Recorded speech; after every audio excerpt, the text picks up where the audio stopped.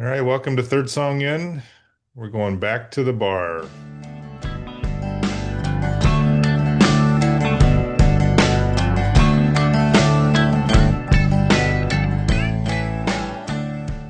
It's funny we haven't done an episode about tending bar specifically. We've talked about drinking, we've done playlists and and we've mentioned in kind of in passing when we tended bar. We talked a little bit more about it during the Cheers episode. And the reason we're doing a specific episode is because Jope, asked a couple questions about tending bar, and I realized, yeah, there are a lot of stories there. There are a lot of funny stories. There are a lot of really depressing fucking stories. That's what I think. Didn't we describe actually tending bar like Cheers, except darker? Yeah, way darker.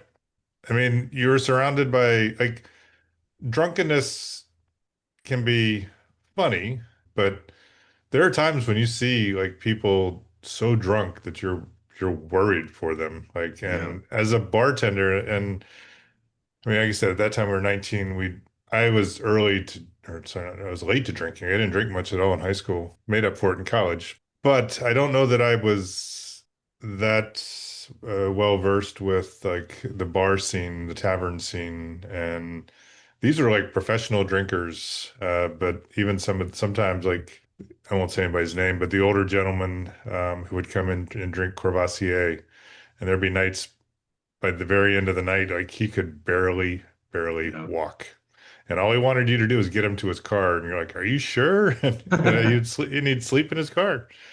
I don't know. I sometimes wonder. It was cool that a place like Schmeezing's existed because we were part of a community. Like they all knew each other.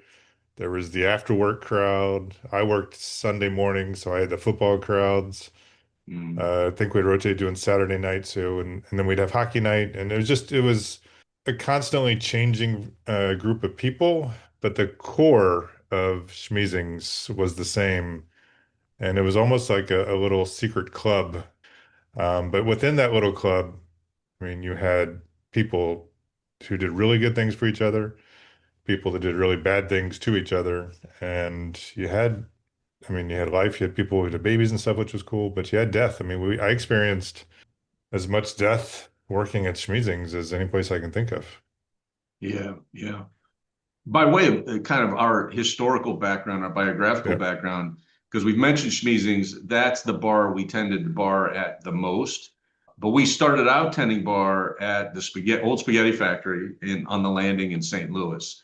And we both found our way there as a result of a fraternity brother who was already working there as a bartender, knew that they needed more bartenders there, and sold it to you and me by saying, look, they'll train you how to be a bartender, and then you can go somewhere else and tend bar, which was exactly the case. It's exactly the way it worked out because I don't know if anybody knows what the old spaghetti factory is. It's still there as far as I know in St. Louis, but it's kind of a family Italian place, except it was on the landing in St. Louis, and it was also the place where everybody went to eat before Cardinals games because Busch Stadium was close there. So on nights that there were Cardinals games, it would be jam packed, and you got a lot of experience tending bar, not just pouring beer, but also making crazy ass frozen drinks and learning to make kind of old style drinks. And they trained us. They actually tested us. We had to know how to make all the drinks that were on their menu. So it really Yeah. was a good training ground, but the pay was kind of shitty, and nobody tipped for shit at the spaghetti factory. No. And on particularly on baseball days, those were long, hard shifts that we worked. It was probably really good that we started there, but we could not have gone from more of an extreme environment from Old Spaghetti Factory to Schmeezings. Because at Old Spaghetti Factory, yes, they trained you, which was cool. Tips, like you said, they sucked. Like if you got a quarter off of, an order, you were sort of lucky because people were mainly just getting drinks, waiting to go to their table. So we didn't get a lot of repeat customers. They just come in and grab, Yeah, not a however lot many of people drinks. just sitting at the bar, No, right? no. And then the other end of it, if you remember, and I don't blame him, but Old Spaghetti Factory was super tight on its inventory. So we had beer bottles. We'd pour a bottle into a glass and we'd have to save the bottle. And they would count the empty bottles at the end of the Oh night yeah, I to forgot match up about to that. how many you sold. So you had to save all the empty bottles all through the night. And then they'd have spotters come in and watch. And one of our buddies got fired on the spot. I forget who it was, but or maybe it was one of our buddies, but someone I worked a night where it was freaking packed. And all of a sudden, somebody came back and called one of the guys out, and he never came back. And I found out later that he was fired for giving away a round of drinks. So they caught him like, and I was like, "Are you fucking kidding me?" Like right in the middle of the In the busy middle of a shift shift, they day. did I that? know. I was It's definitely like not there. I forgot that story. I was like, "Can you not wait and fire him at the end?" It's like, Holy shit. Because it would get really busy. Again, what I remember, and this held true wherever I attended bar afterwards, but if one person orders a fucking frozen daiquiri, then everybody at the bar is going to order one, or at least every woman. It seemed like it was generally a female drink. But next thing you know, all you're doing is making frozen drinks for the rest of the yeah, night. It's nothing but blending drinks. And on busy nights, on baseball nights, we'd pre-batch. I think we yep, pre-batched strawberry daiquiris, but then yes, we somebody did. would order a strawberry margarita, which we didn't pre-batch, and someone would say, "Oh, is that a margarita? Can I have one of those?" And you're like, "Fuck you! I don't want to make another goddamn margarita." But Yeah, the training was good. The pay was poor. I can't remember exactly how long we worked there because I think we started there together. we did. I think a month or so later, another buddy of ours, another fraternity brother of ours, got a job there, Dave Plurad, and he worked there for a while. I can remember working shifts with him.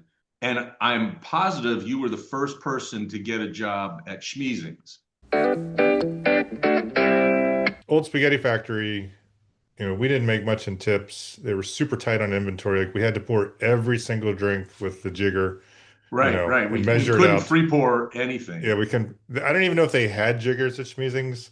And if he Yeah. ever saw you pouring, like I remember, the owner always sat and drank at the bar, and the first drink I made for him, I think he said ordered a double, and I started to pull out the jigger because that's what I'd always done. He's like, "What the hell are you doing?" He's like, "Just pour it." He's like, "I'll tell you when to stop," and he basically wanted you to over pour Yeah. to make his customers happy. And in the end, we got better tips for it too. But the other thing is that it became super apparent when you and I started working there that we were actually charging people for drinks because the amount of receipts that we brought in compared to like it wasn't like a little bit of difference. It was a shit ton of difference of how much money we were bringing in. So the owner fairly quickly pushed the other guy out, which freed up even more shifts. Maybe that's when you started working at Schmeezings. I don't Yeah. remember, but that was the other thing is they stole from each other like crazy at Schmeezings. One of the first nights where I was working behind the bar and the owner was just sitting there drinking all night, and everything I did, like from cutting up lemons to how I poured the drinks to everything else, he was just on me. And I was really getting pissed and I was holding it in. And then finally he said one more thing and I stopped and I'm like, all right, let's just get it all out. Tell me everything I'm doing wrong right now so I can just work tonight. I said, you're killing me. And he's like, oh, no, no, you're doing great. I'm just trying to help. And I swear from that moment where I stood up for myself and essentially yelled at my boss, he treated me better. And it was a life lesson. And again, not that you want to treat people like shit, but there are certain people that will run all over you if you don't stand up to them. And he was a good guy, but he would definitely do that. In a lot of ways, I think he was testing me because I was a young kid. And Yeah. that helped me a Well, lot. The working there helped me a lot. There's a lot of life lessons that I've applied throughout, including learning how to talk to people because I'm not the most sociable being in the world. And having to chat with folks at the bar all night was good for me. So, yeah, the person you're talking about is Lou. I think, he yeah. was the actual owner, I think, of both the Schmeezings where we started working, and then another place called Schmeezings Millbrook, which was closer to campus, where I ended up working most of my shifts eventually. But Lou ran and stayed pretty much at the original Schmeezings, which was right by the old arena where the Blues played Mhm. hockey. the Checker Dome is what they used to call it. I didn't have an exactly similar experience with him, but Lou intimidated the shit out of me, even though he was kind of a short guy and he wasn't physically intimidating at all, but he just fucking intimidated me. And I gotta admit, I never really did speak up for myself, and I don't think I ever had the same relationship with Lou that you did. I think he trusted me and knew I wasn't going to steal from him, and I always showed up to work and I always showed up on time, and I did a good job, but I Oh never yeah. felt like I had the same relationship with him as with you. And it's probably because of that, probably because I never really stood up and said, all right, get off my ass. I just would go, okay, okay, and, do whatever he said to do. I think the big thing is he trusted us. And it's a tough world because Spaghetti Factory made sense because you'd get people that would work for the summer or, just college kids who wanted to learn the business and then move on to a better paying waitressing and or bartending job. But at Schmeezing's, you had folks that were there forever. And I mean, but you'd see waitresses, like I was there one night, I helped one of the waitresses get fired. I don't know if you remember, but we used to, a good way for people to steal beer was on takeout. I forget the exact laws, but on Sundays in Missouri, I don't think you could buy at grocery stores. You'd have to buy takeout beer at Yeah, I think you're bars, right. and we sold a shit ton of takeout, Yeah, mostly yeah, Bush, takeout beer. And the waitresses would technically, I'd give them the beer, they'd tally it and take the money. And we'd sell cases and cases of beer. I think it was, I mean, this is nothing compared to today. It was like $6 for a six pack or something like that. So if you're selling cases, you can jack up the money. And there was one waitress who we discovered pretty quickly that she was never logging those tickets and was stealing hundreds of dollars every Sunday. And wow. I tracked one Sunday. We came in and compared numbers, and she was fired at the end of the shift. Again, at the end of the shift, which Yeah. was Might as well get that last shift out of her because you would get very loopy at the end of those kind of shifts.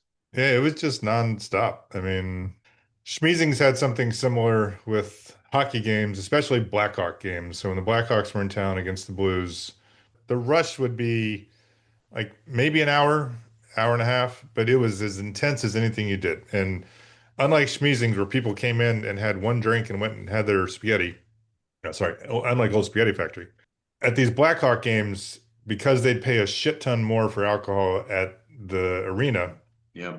they'd be drinking as fast and as many drinks as they could. It was a lot of beer, or Tons of whiskey beer. sours, and tons of mostly beer. So it was just like turning around, grabbing it, boom, boom, boom. But keeping track of it, and you'd make, it's probably nothing to today, but we'd make $200-300 in tips on those nights. Which in Yet, other nights, I think we'd make $100. That'd be a good night. The intensity was as much as Spaghetti Factory, just a little shorter. And then afterwards, especially if the Blues won, we'd have a rush afterwards, and people weren't drinking as intensely because but the pregame was crazy because, like you said, they were just drinking to get as drunk as possible, so they wouldn't have to buy. They could buy fewer drinks at the arena. yeah, it was basically a beer bar, Yeah. but not really a draft beer bar. We would pour a lot of drafts, but man, did we open bottles. I can remember the telltale sign of being a Yep. Schmeezing's bartender were the calluses we had on our hands from just twisting open bottles. You'd have a bottle opener in your back pocket, but on blues nights you didn't have time. You just No. you would do it, and by the end of the rush, when everybody would all of a sudden empty out and the place would be completely fucking empty because they all went to the game, you'd look at your hand and the calluses, you'd have like almost, like eighth of an inch, quarter of an inch gashes in the part of your hand, like on your forefinger and around where your thumb was. But the calluses were so thick you didn't even feel it. Right. But we would just open beer after beer after beer and just be trying to ring stuff up as quickly as you can because it would be 4 or 5 people deep all the way around the bar. Oh yeah. And on those nights that we would have two bartenders, and when it was you and I, we had a pretty good rhythm going, so that we would step out of each other's way, and it wasn't exactly cocktail with Tom Cruise, but it was Right. it was pretty good because we knew what was going on, and we would step past each other, and we were covering the bar. We would really cover the bar pretty well. But like you said, that those were such huge nights for me financially because I make 300 bucks for what amounted to be, I mean, it would be a 6 hour shift, I guess, but it was really like what, an hour, maybe an hour and a half of hard work. And then the rest of the time was pretty laid back. But walking out with $300 cash was pretty awesome at that point. I mean, Oh yeah. we never made anything close to that at Spaghetti Factory. And for me, a normal, typical shift at Schmeezings, I would be lucky if I'd make like 50 or 60 bucks in tips just because you just didn't have that much business. Hockey nights were Yep. such a completely different animal there. The calluses are so funny because I think about that every once in a while. I don't have them anymore, but I every once in a while when I twist off, I don't get many because I'm a craft beer drinker now. But if when I twist off a bottle, I'm like, how the fuck did I open probably 120 beers a night? Because Yeah. Yeah. you're right. I don't even know if I even carried the bottle opener anymore. It just got awkward because you'd have to like fly through them Yep. and early on when we were doing this, I mean, I'd bleed. Like Right. I'd have to start using the bottle opener, put Band-Aids on, but not too far into it. I mean, like you said, we were calloused up. We were veterans, brother. That's right. Yeah. It was like a weird badge of honor. Exactly. Callus on your, like my right hand is what I'd always used to open the bottle. And I don't think this one's on the script, but I'm going to tell it because speaking of injuries or marks, whatever, to this day, I have a memory of schmeezings on my right leg because I was making drinks real fast one of those nights. A glass dropped over. I saw it, and my hands were full, so I couldn't really do anything to try to grab it or anything. It hit the edge of I forget what it's called now, The rail. the rail. It broke, and a piece of the glass went into the ice, and I was like, oh, fuck, Nice. I gotta clean that up. But it kept going, and it had a sharp edge to the glass, and it just went straight down my leg. Like it Really? totally, like it caught hold of my leg, and it must have been about, you can't see it, but a quarter of an inch deep. It was a pretty deep cut, and it's a good 2, 3 inches long to this day. I mean, the scar is, and I watched it all happen, and I was like, ah, that's gonna hurt. And then all of a sudden, there's one of those where it gets all white underneath and then the blood just started gushing. And but I was so busy, I couldn't do anything about it. Like at the end of the night, my sock was just drenched with blood. I mean, it wasn't bad Oh, enough to like I wasn't in any sort of danger or anything. It was just one of right. those, and I it scarred up pretty good. I think, in fact, I know a piece of that glass stuck in my leg for years. It came out years Really? later. Yeah, so that's my lasting memory of schmeezings is a big ass scar on my right leg. So There's nothing worse than breaking a glass I over the know. fucking ice because you'd have to take all of the ice out, just Yep. dump all of the ice, and then refill. You'd have to wipe everything down and make sure there's no glass in there. And but I mean, it would add a half hour to whatever you were doing if that Oh happened, no yeah. matter what was going on. The other thing that they had at Schmeezings that they did not have at Schmeezings Millbrook, or at least I don't remember them having at Schmeezings Millbrook, but they had a Papa Shot game at Schmeezings. And Yeah. by the time we were working at Schmeezing's bar, we owned a Papa Shot that was in our apartment, you, Joe, and I, and we played Papa Shot against each other. We talked about this in the past. We were so competitive that we played nonstop, and we had a record. We had a right-handed record. We had a left-handed record. We had a bank shot record. We had a one ball record. We take all the balls out except one, and then we would see who could score the most points just shooting the same ball over and over. We were like pros at that game.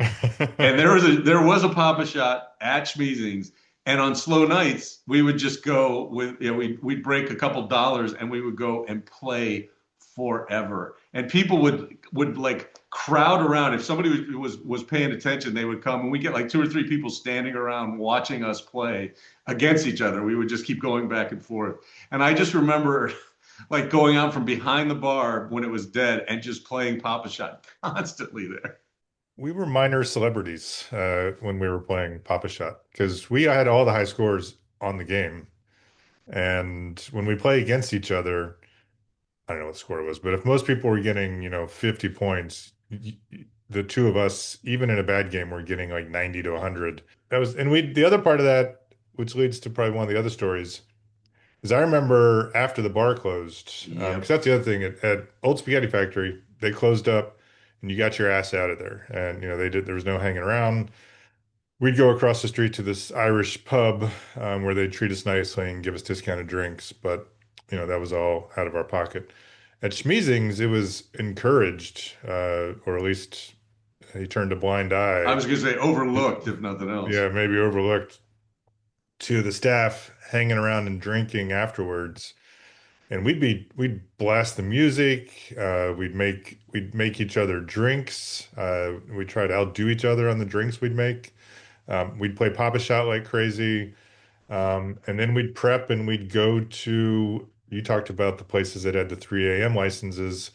There were some places though that were just like what I described, and it was almost like you had to like flash some sort of ID to get in. And I was always nervous that the police were regulars at our bar at Schmeezing's. There was one place down the street I remember going to, and it's one of those where it's really secretive. There's a freaking cop at the front door letting people in, so it wasn't as if, the police were doing anything to shut that down. Right. And it was a crazy world. I mean, I think you had a story where you and I walked out of, was it Schmeezing's Millbrook and the sun was up? Yeah, well, yeah, we for quite a while after Lou opened up Schmeezing's Millbrook, his brother Eddie ran that place, and it was right near campus. And for quite a while, you were basically the bartender manager at Schmeezing's, and I was doing similar. I was basically a bartender manager at Millbrook. I think I worked fewer shifts, but I still worked quite a bit. And Eddie, trusted me to close things down, count the money, all that kind of stuff. But there were many nights, like weeknights, where you and I would both be working, but be working at the opposite bars. You'd be at Schmeezing's and I'd be at Millbrook. Sometimes the other way around, but lots of times on those nights, whoever closed up first, got money counted and got everything closed up first, would go to the other bar, help the other guy close up, and then hang out. And that led to a lot of nights at Schmeezing's, just like you described. And particularly at Schmeezing's, it wasn't just you and me. It would be whatever server was closing. But even the kitchen staffs, I remember names. I remember Sarah. I remember Ronnie. They worked back in the kitchen. They were really good cooks, and they would make food for us, like after, before they would clean everything up. They would make sandwiches and stuff for us after close. We had a busboy who's, I don't even know what his name was, but his nickname was No No. He was a big old dude with like crazy permed hair, big old kind of overweight white dude. But again, he was just like a rock. Lou knew he could rely on him to do everything that needed to be done. But that was the group that would hang out at Schmeezing's after hours. We would eat food that Sarah would make. We'd play Papa Shot. We would, as you said, jam music. The bus boys would make drinks for the bartenders, and I just remember that was a blast. Millbrook was a little bit different. There were a couple people, and there was some crossover too. Like I remember Sarah worked a little bit at Millbrook, but it was kind of a different staff and not quite as tight, I don't think. But I do remember working there. You finished up at Schmeezing's. You came over to Millbrook, helped me close up. By the time you got there, I was almost done. One thing about Millbrook is they had a couple pool tables. So we stayed, a couple of waitresses stayed, at least one or two customers, I think, stayed. We locked everything up and we were just in there again, playing music, making drinks, shooting pool, and it just kept going and going. And finally, we were like, everybody kind of peeled out, and it ended up just being you and me. We finished whatever game of pool we were shooting. We wiped off the bar one last time and went to leave. We opened the back door to leave, and it was like two vampires, man. The sun hit me in the face, and I almost disintegrated. I almost just turned into dust. I was like, "Are you fucking kidding me?" It was like 5:30 in the morning, and we had been there. So, closing was, what time did we close there? I think we closed at 11. Maybe it was midnight. Might have been midnight. Yeah. Yeah, but I mean, we were there for another 5 hours, and I had no idea how much time it had elapsed. And I can't tell you how many times was a Hardee's across the street that I would go through the Hardee's drive-through and get breakfast and then go home and go to bed. Schmeezing's is also where I learned some economic lessons. You remember the gentleman who would order, what was that, champagne that was so fucking expensive? We didn't have it in stock. So whenever he'd come in and order it, I'd have to walk up to the liquor beer store, which was about a block away, buy a couple bottles on the assurance that he would buy them.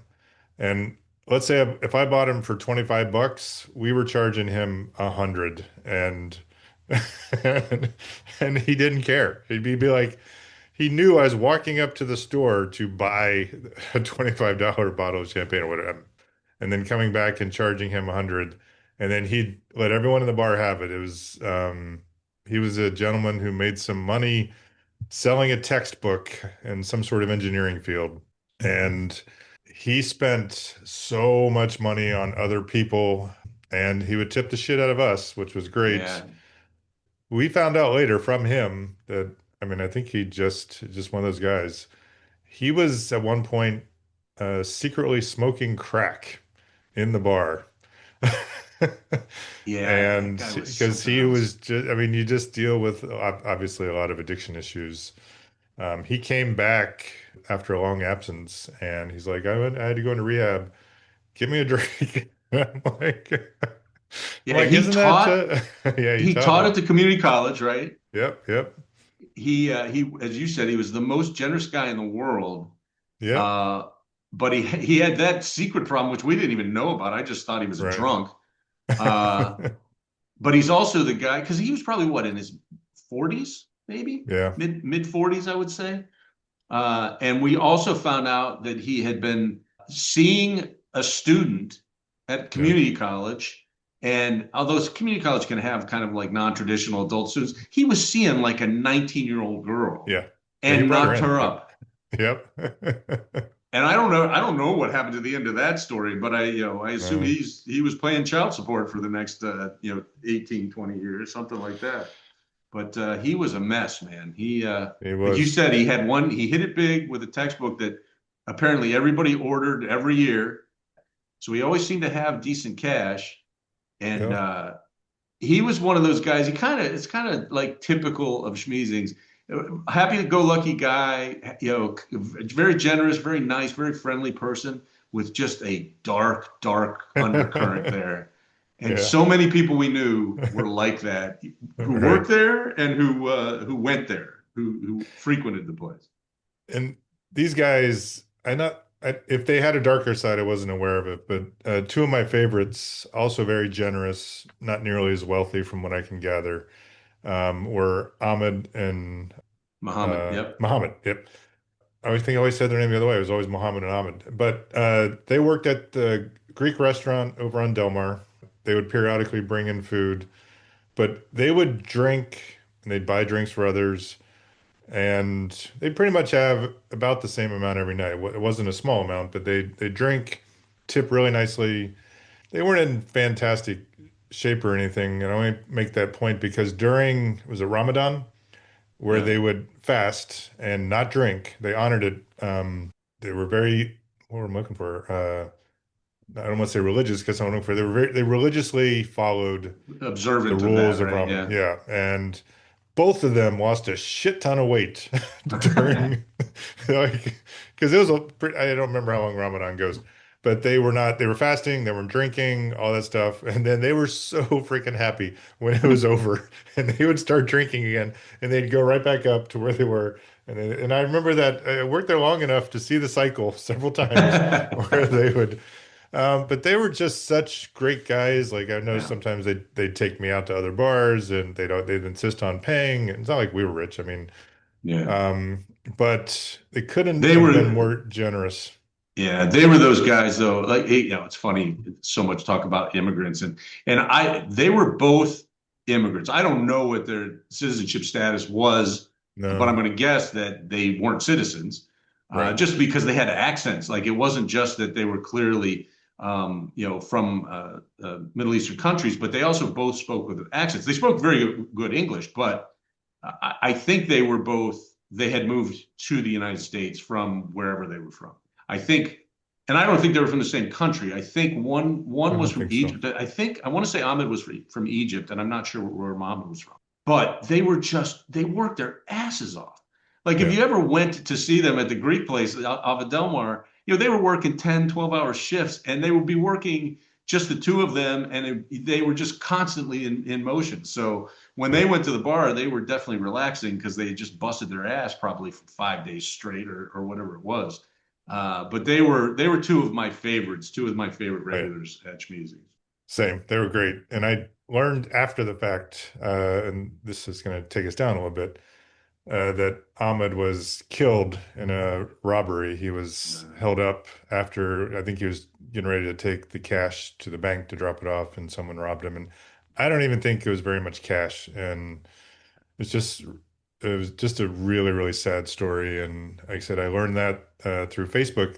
Jeannie, who was a waitress there and became, I think, Lou's wife, posted a number of pictures of people who had passed away, and some from old age, but many not. Like one of the other bartenders that we worked with, John Hay, I think his name was Yeah, John yeah. Nay Hay. It was Hay, yeah. His picture was there, and I've still never figured out how he passed away. He was just a fun guy. Yeah, he was a gregarious, and he worked at a Yeah, bunch of different bars, yes, not just Schmeezing's. But he was definitely the life of the party. I can remember yeah, that. yeah. He was our age or a little bit younger. And then I did see a picture of the teacher, the guy who had the textbook. Yeah, He was on there, and it was she posted it with the story that Ahmed had been killed. yeah, But that's the thing is, even when we were there, this is the darker side of Cheers. But one of the cooks, I guess he had a regular poker night at his house. I think it was a Saturday night, and his son worked there, his young kid. I thought he was only 15 or 16. He'd help bus and other stuff. So I'd work late Saturday night, and then I'd come in and open on Sunday, and we'd have football, and then I'd work all day Sunday. I was the only bartender on Sundays. And mhm. then I came in one Sunday, and word started circulating, and I'm gonna forget his name. I have Ronald's name, so it wasn't Ronald, It but wasn't he on. was killed. He won big that night in poker, and one of his buddies was upset about it and came back making some of this up probably to get either his money back or all the money back. And they got into an altercation, and he was shot and killed. Ugh. Um, and his kid started working not too soon after. I think it's probably just to, put it behind him. But and then I don't remember if it happened while we were there, but we did find out that Kathy was killed in a motorcycle Yeah. accident. I think you were still working there. I think I had Yeah. more or less stopped working at either of the Schmeezings at that point. But Kathy she was the den mother of Yeah. Schmeezings. Yeah. She was married. She had a daughter, I think. She had a Yes, I kid think so. for Yeah. sure. She worked her ass off, but she was a devoted mother. When we met her, I think she was only recently married, but her husband worked and she worked, and they were, was just trying to make ends meet. But she was a big part of that kind of Schmeezing's family. Lou loved her. Lou trusted her. She was one of the servers that you knew you could trust. I had a huge crush on her. I don't know if you did, but she's very cute and just a couple of years older than us, I think. Yeah. I was kind of secretly in love with her, but the while we were working there, we saw this fall from kind of, you know, what everybody just kind of thought of as a young mom, working hard. She broke up with her husband. I think they got divorced, but they definitely Yeah. separated. She obviously had to continue to work. She started when she would never stay. She would never be one of those people that stayed after closing. She would always leave because she had to get home to her kid or get home to her husband. And the rest of us who didn't have any ties or responsibilities or brains in our head, we would stay and play, pop a shot, and drink till much longer than we should have. She would always leave. After she broke up with her husband, she pretty quickly started kind of dating other guys, and they kind of seemed like lowlifes that were just hanging out at the Yeah. bar. And she would stay afterwards and drink more. And you literally could just kind of step back and watch things go awry for her. And I think after I had stopped working at Schmeezing, I think it was working mainly at Millbrook at that point, but that's when I found out. And I thought I found out from you, and I'm not sure how you found out that she was on the back of a motorcycle, I Yeah. think leaving Schmeezings with one of these kind of dirt bags, and he was drunk and ditched the motorcycle, and she died. Yeah. Yeah. And that And was it just, was, oh yeah. man. And her story was sadly not uncommon. I mean, not always ending in death, but if you didn't watch it, I mean, I got sunk into that world pretty deep at times too, because like I said, I talked about, and I'm not talking like once or twice. There's so many mornings I'd have stayed out drinking all night, somehow made it home, but had enough sense to go to the drive-through to get breakfast and then make it home. But there's an understanding and there's a decent amount of people taking care of each other. I mean, like I said, even the police for that group of bartenders, but I mean, St. Louis is a big city. I mean, there's many times that I could have gotten in trouble, much worse than I did. And it just encourages just a totally different, I mean, you're off cycle of everything because you're staying up Yeah. till 5, 6 in the morning. Well, 3 to 6 in the morning, depending. Real quick, this is kind of funny. I talked about working all night Saturday and then all day Sunday. If someone called me on Sunday morning and I rolled over and answered, I didn't have a cell phone at the time, my normal phone, about 9 out of 10 times I'd say schmeezings because it was I was just so used to picking up the phone. For those, 48 hours, I was schmeezings. And if you called me, I'd probably just gone to bed. Like even if you're calling me at 8 in the morning, because I had to be in. I thought we opened up like at 9 to let people, party before the game started because we're Central Time, so football started at 12. This is my wife's favorite story to tell about me when it comes to schmeezings and tenant bar, and you and me actually, because I was dating my wife Dawn. We were dating at the time, and it was one of those nights where I got closed first. I closed Millbrook and was done, and you were still counting out. And I called you, and this was typically what we would do. I called and said, "Hey, are you still there? Are you going to be there for a while?" And you said, "Yeah." So I drove over to Schmeezings from Millbrook. There were probably a half a dozen people there. You were finishing up the bank, and we were making drinks and playing Papa Shot. And we started doing shots. We started making like we weren't just drinking beer. Let's put it that way. And the way my wife tells it is she got a call around probably 12:30 because I was supposed to go to her place. I was going to go from Millbrook to her place. We lived in different apartments, but I was going to go there and spend the night at her place that night. And the way she tells the story is I called like around midnight or 12:30 and said, "Hey, I'm hanging out with Chris at Schmeezings. I'll be back. I'll be there in about an hour." And she said every hour after that, till like 4 in the morning, I would call till the final call, as she describes it. I was like, "Hey, I don't get to spend much time with Chris anymore. I don't know. I'll be there when I get there, man." She says, "I didn't argue with you. I didn't complain, but she said, every single call I made, I was progressively more defensive." And that same night, this is the night I've titled this night the night of every bad decision for me, because not only did we drink, we went into the kitchen. Sarah had made a whole tray of tuna melts. They were pre-made, so they were ready to be put on the grill or on the griddle and made up for the next day's lunch rush or whatever it was. And I think you ate them, but I ate like two tuna melts. We cooked them up and I ate them, continued to drink, then drove to her apartment, which was probably 20 minutes away, 15, 20 minutes away. Again, as she tells it, I showed up. I was just like weaving and leaning against the door. I was so hammered. She goes, "Oh my God." She says, "You didn't drive, did you?" And apparently my answer was, "No, no, Chris dropped me off. I'm good. I'm good." Yeah, that Then would I went explain. in. I kind of stumbled into her room. She had two roommates. Not a half hour later, I threw up tuna melt all over her fucking bedroom. Like she had to go out and sleep in a family in their like family room and TV room. She left me in there. She tried to clean me up. It was just awful. The next morning when I woke up, it smelled so bad. I was so disgusting. And she and I walked out the next morning about 10 o'clock, and we walk out the front door of her apartment building to see my car with the rear passenger side tire up on the curb and the rest of it point, like 45-degree angle out into the street. And she's like, "You told me you didn't drive." I said, "I didn't think I did." I could not have made more bad decisions in one night if I tried that evening. I'm trying to think if there's any other stories. I mean, I almost had a tattoo because of schmeezings. Thank God the tattoo shop was closed because God knows what I would. But it was my last night, and the group that usually came after work and then left before, like the Ahmed and Muhammad group came in later that night. They decided to stay all night, and they're all getting drunk, and they're going to pay for me to get a tattoo.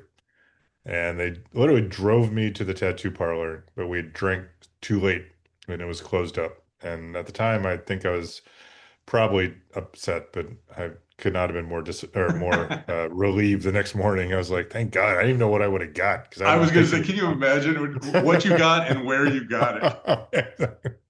You come in with something like on the side of your face or something ridiculous. Hopefully, they wouldn't have done that. They would have stopped you, but you never Yeah, know. You really don't yeah. know. But that Well, was it was a great experience. Lucky to be alive, not have a DUI, and a lot of other things. yeah. Probably lucky to have kept any girlfriends we had at the time, and of course you did, and were married, and I did too. But I know it was a fun time. I walk into bars now and think about it every single time we say, look at my leg with the big old scar down it. I think about it. I've told this story already, but I won't do it. But like I will still to this day like something like the guy walked in, saw his nemesis across the bar, walked over, punched him in the face, knocked the guy out, and he just stood there and he held up his arms and goes, "I've been wanting to do that forever."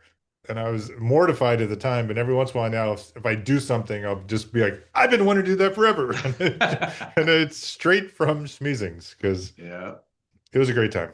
Well, I will have to say, and I just I told a story about how I could have ruined my relationship with my future wife, but I will say that my experience as a bartender is what led me to being married to my wife for 31 years now, because she was a volleyball player at Washington University. She's 3 years younger than me, and they took a vow before the season every year at their volleyball team that they would not drink during the season. And I think they stood by it. I know she pretty much stood by it. She didn't drink at all. And what they would then do is at the end of the season, whenever it would end, and in their case, 2 years in a row, and it ended after playing in the national finals, they would throw a party. And they were planning the party. And I think that year, I think the sophomores were charged with doing it. And I think she was a sophomore that year. And they wanted to get a bartender for this end of year party that they were going to have. And somebody mentioned my name as someone who was a bartender, because at that point I had been bartending at Spaghetti Factory. I might have even started at Schmeezings, but I know I was tending bar at Spaghetti Factory, and someone knew that. So somebody reached out to me. It wasn't Dawn, but one of the other girls on the team reached out to me. I said, sure. And they offered to pay me, I don't know, like $50 or something like that. But I tended bar at their party. All these girls got hammered because they hadn't been drinking, for 3 months. They had a great time. I think I did fine. It was mainly making, frou-frou drinks and pouring shots for them, that kind of stuff. But at the end of that night, probably about 1 in the morning, Dawn was a little bit drunk. She was still living on the South 40, which was the residential campus at WashU. And I offered to take her home, drive her home. And she accepted that. I drove her home. We kind of made out in the car a little bit. There was some kissing, necking going on in the car. And then I walked her to her dorm. She did not let me enter. Probably a good call. But I called her the next day. We got together like 2 days after that. I think we went ice skating, or we did something very romantic. And we've been together more or less ever since then. And it's all because I knew how to mix drinks. Nice work. Yeah. Right, that's a good place to end. Schmeezings, thank you for the memories. Rest in peace, all those folks who left the world probably a little too early because of that life. And we're fortunate that we're still here to tell these stories. So thank you. That'll bring us to post facto. It's a mistake. It's a mistake. Yeah, usually post facto is our chance to correct any mistakes we may have made. Sometimes we'll have information that listeners will email to us or text us and tell us about. I don't think either of us have made any glaring errors in the last episode or two, but I did want to use post facto this episode to pay tribute to one of my musical heroes. We lost Todd Snyder just 4 or 5 days before we're recording this episode on November 18th. The episode won't come out until December, so by now everyone knows this. But Todd Snyder died from complications of pneumonia after having a very odd week just prior to that. He had just released a new album. He had just started his tour supporting that album. He had done one show, and then the wheels came off for him. And he is, as anyone who listens to this podcast knows, he's one of my favorite singer-songwriters ever. He's an Americana icon. He has been singing songs and putting out albums basically as long as I can remember, and certainly ever since I started my adult life. And I am very sorry to see him go. I was kind of looking forward to seeing another live show sometime in the next 6 months to a year because he always comes through Chicago. And I'm not going to get to do that. So I wanted just to take this opportunity to say how much I appreciate everything, all the music that he's put out, all the stories he's told, all the live albums he's done, all the live shows I've seen. And it's a real bummer, but R.I.P. Todd Snyder. I wasn't as big of a Todd Snyder listener, and I'm not saying that fan. I just hadn't had a chance to listen to him as much, and but I felt horrible for both Todd Snyder and for you when the Yeah. news came out because I knew how much it was going to hit you. It's going to be, as we said, several weeks prior that folks will hear this, or after the fact that people will hear this. But go back and check out Tom's blog dedicated to Todd Snyder's passing. It's really great. It's one of his better pieces and should help you understand how important Todd Snyder was and how important he was to Tom. Yeah, thanks. Yeah, so the rest of our segments for this episode are going to be a little Todd Snyder heavy from my perspective, but that does take us into the loft of wisdom. You better open up your eyes, babe, because fools do get wise. Loft of Wisdom is Tom and I's attempt 40 years later to recreate the loft that we had in college, where we'd write quotes that had meaning to us. That meaning could be as simple as we were drunk and thought it was funny, or something that we thought was momentous and needed to be written down as soon as possible. We do it with a Sharpie then. We're doing it on a website now. Why don't I go first? I went with the drinking theme because, hey, we just talked about schmeezings. And I think I've said this line before, but it's definitely not on the loft, so I'm going to officially add it. It's from Paul Cauthen's song 25 Tequilas. I think I've done his song on a playlist or Yeah, something. you But did. one of my favorite lines from that, and it happened every once in a while back in the days when we were to schmeezings. We was drinking in the morning because the morning's when you drink if you're planning to drink all day. If you're planning on drinking all day. I think that's a great line. He's going through some health challenges right now. I'm hoping he pulls through them. But I thought because of the connection to drinking and everything else, that Paul Cauthen's 25 tequilas would be a great, at least that line would be a great one to add to the loft. Yeah, I love that song. You did recommend that for a playlist on the podcast, and I had not Yeah. heard the song before you recommended it, and I've listened to it since any number of times. It's a very funny song, Yeah. and that line's a good example of just why it's so fun. And I did originally plan to go the drinking bar room route. There are plenty of songs and other things out there that relate to the kind of stories we were just telling. But because of the loss of Todd Snyder, I've been thinking about it a lot. And as I mentioned, one of the things he was just amazing at was a live show. He has three just outstanding live albums he put out.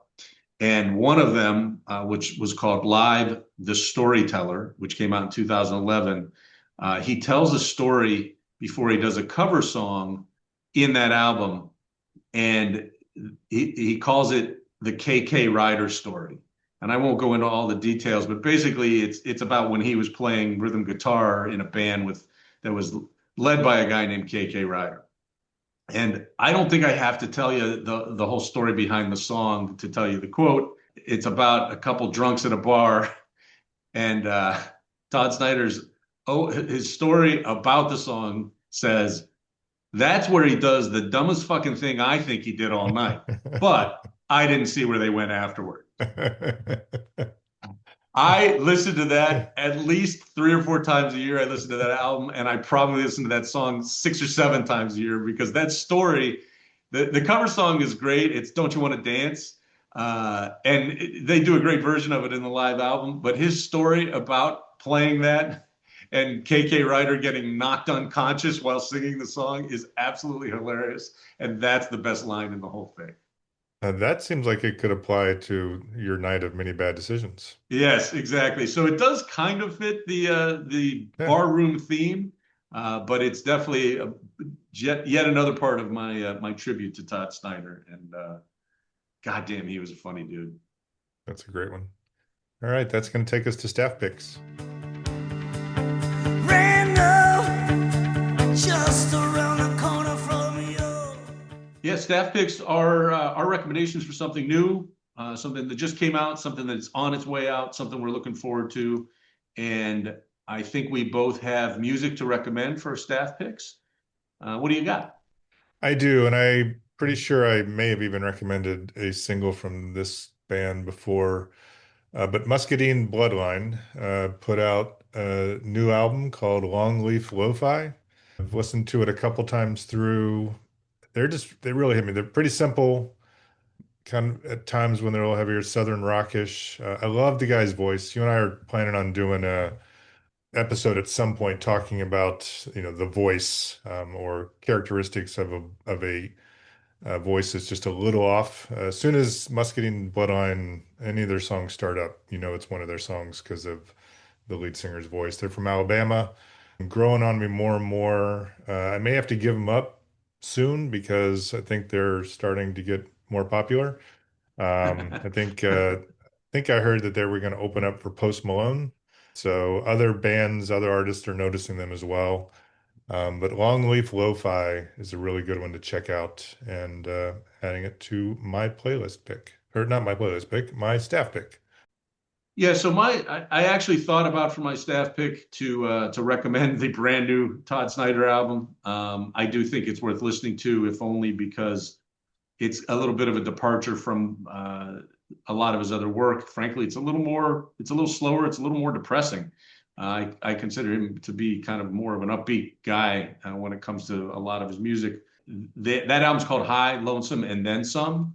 But weirdly, not my favorite Todd Snyder album. And I just before we recorded, just a couple of days ago, got a recommendation from a listener and former guest, Andy Armstrong, for a song I just love and I've had on repeat. And I feel like I don't want to bring us down too much with all my Todd Snyder stuff. There's a song called Shine for You by Slightly Stupid and G Love and Special Sauce. It came out just I guess just a week or so ago, the single. I think maybe there's an album coming out next week. It is real upbeat. I don't know if you've ever listened to any G Love and Special Sauce, but they're not hip hop, but they're country with a lot of hip hop infused in there. I don't know anything about Slightly Stupid other than I like the guy's voice and the song is just fun. And it is upbeat. It is kind of a good natured type of song. And for this week, I think it's a good staff pick just so that everything isn't quite so depressing. So my staff pick is Shine for You by Slightly Stupid, spelled Stoopid, by the way, with G Love and Special Sauce. Feels like if you're going to use the name stupid, you should misspell it.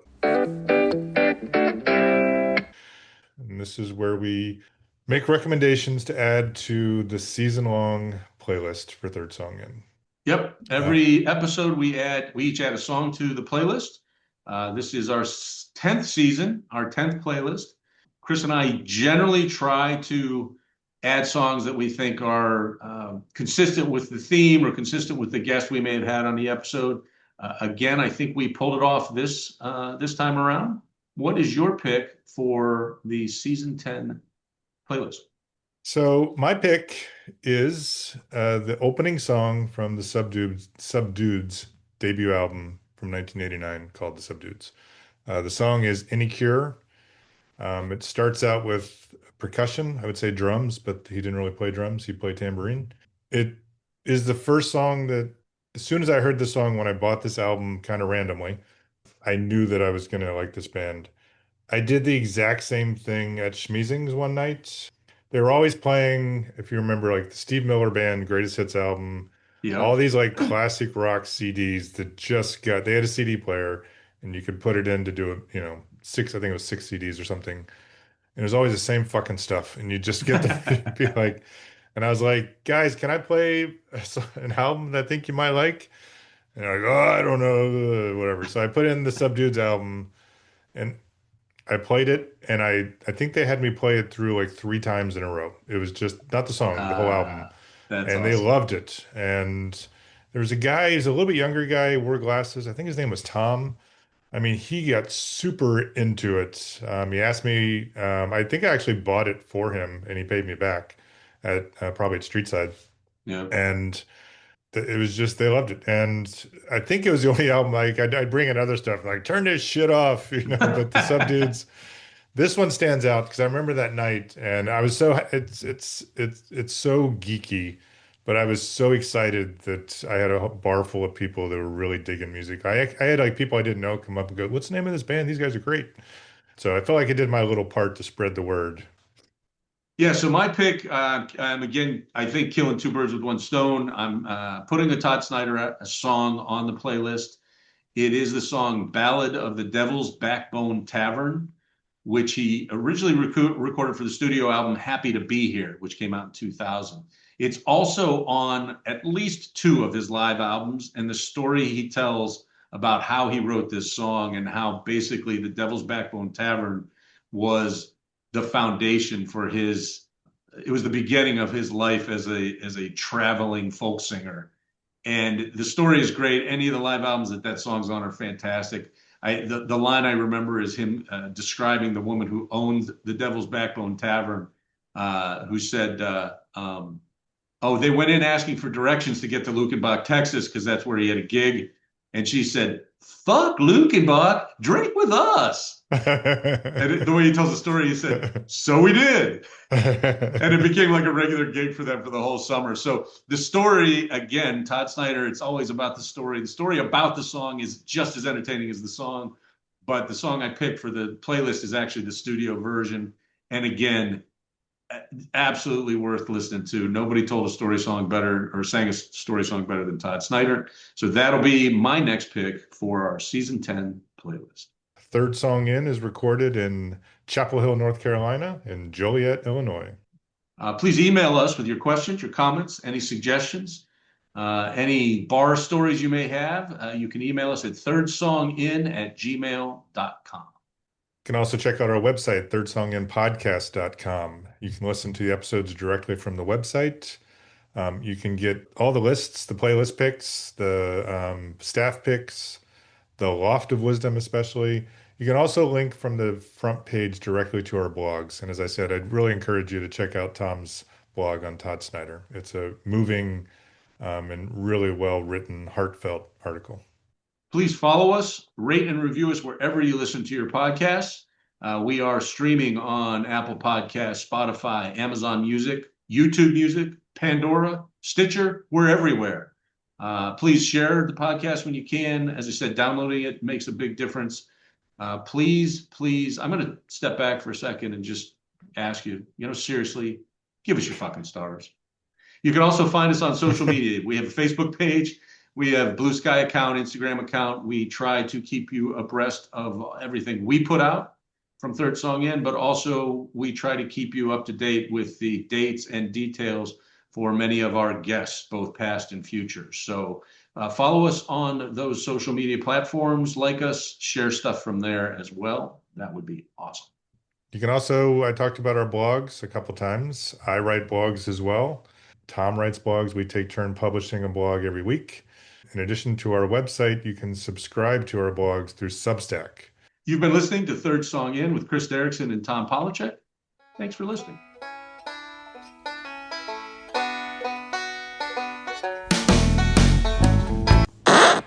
With each episode, we're one closer to 100. We asked our friends and former guests to send us a note to let us know what they think about this milestone. Here are a few of those. Hi, I'm Dante Di Bartolo. I wanted to congratulate you guys on reaching your 100th episode. There's nothing better than doing something you love and being able to share it with others. That's always great. Your enthusiasm and joy showed through during my interview with you, and I'm glad I was able to be a part of it. I look forward to seeing you celebrate your 200th episode. Congratulations.